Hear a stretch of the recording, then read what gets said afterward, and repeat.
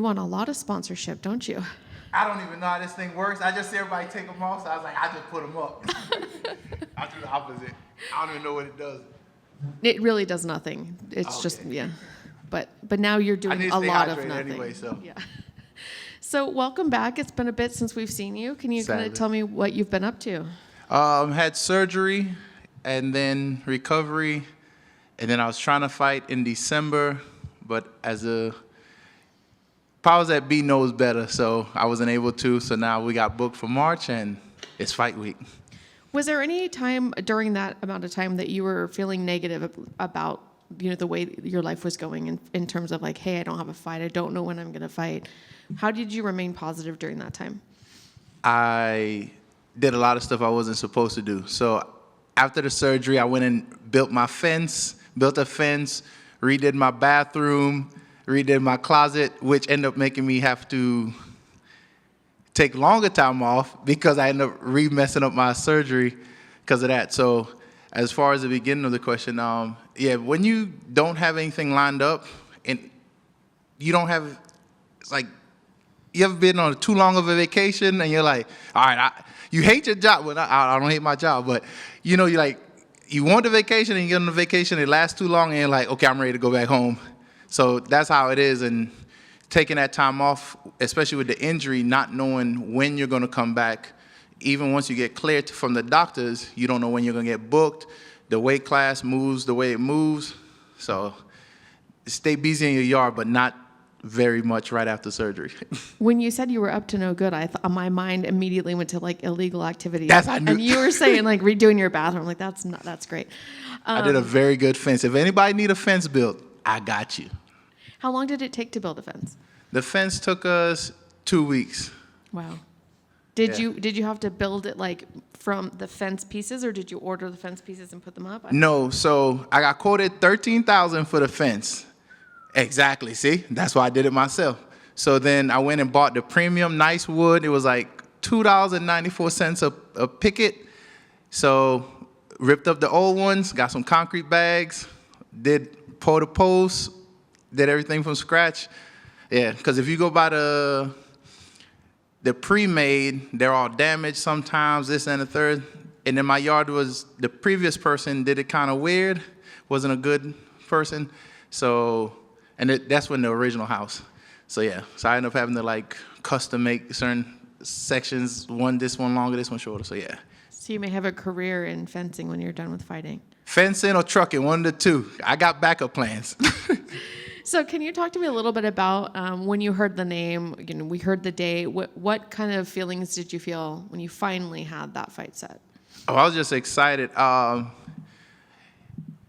messed up because my wife told me, she was like, hey, I'm going on vacation these days. And as us husbands always do, we hear it.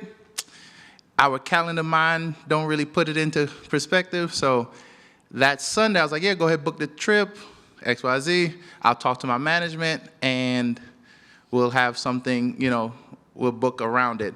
And then Thursday, I get the call, and I'm all excited. I'm like, okay, finally, I got something. And I was like, oh, shoot. That's a vacation day.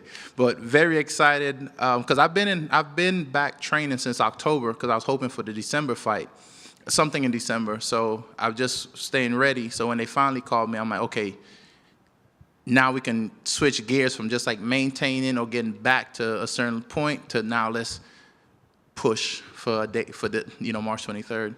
So is she on vacation right now? Tomorrow. She's going to London.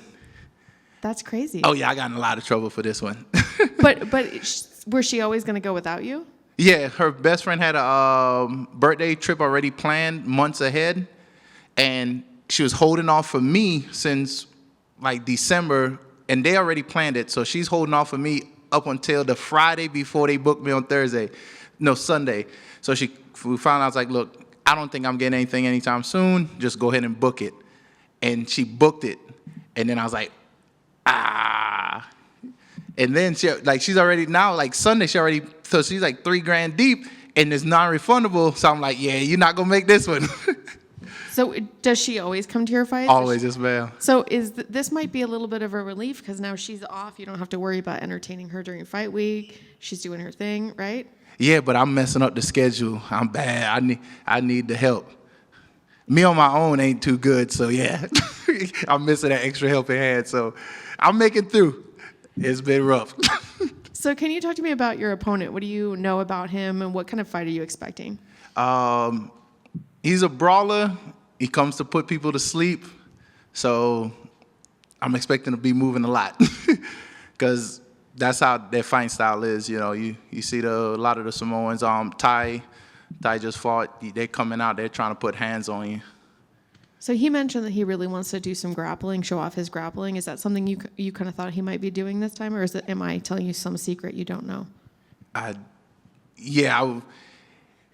You never know, because some people are grapplers and then they strike as they do what they're not good at, and that way if you do grapple with them, now it's like, oh shoot, this person knows what they're doing. So he might be have some tricks up his sleeve. You never. I don't trust people in MMA because you never know. I was helping Jamal pose for his fight recently, and he started, and we talk a lot, and it started clicking. I was like, wait, you've been doing jiu-jitsu and wrestling since like 13, especially jiu-jitsu since like his teenage years. And I'm like, I just started jiu-jitsu like not too long ago. So you never know people's history, and then you kind of look at him as a kickboxer, a striker, but he's been doing jiu-jitsu and grappling a long time. Even like Strickland. Strickland has very good grappling, but he tries to hit you. Well, Sean Strickland's a totally different he person. He like the man dance, you know. So, I know you don't want to look too far past your opponent, but do you have goals for this year? Do you want to stay active? Do you have a certain number of fights? Do you have any location you'd like to fight out looking at 2024? Definitely staying active. That's always the goal. Where I just want to go out, fly me somewhere. I told, biggest thing for me is fight, but fly me out. I want to be like the Instagram people where they get flown out places. I just fight for the different exchange. So fly me anywhere. I'm ready to go. I got a passport. I've been waiting. Yeah. Thank you. Hey, Karl. Yes, sir. When you get booked against Junior Tafa and then Justin Tafa steps in, are you expecting another Tafa sibling to fight on Saturday? Or? I think they're out of kids, so I'm not sure. I'm not sure how many siblings he has, but 3. Dang, see, I got 2 sisters. I don't know, but my older sister, she could probably jump in there for me. But when it happened, I understand Junior's decision to help his brother out. Helps the team as far as team management, everything as far as how it looks with the UFC. And I did the same thing for Chris Barnett last year.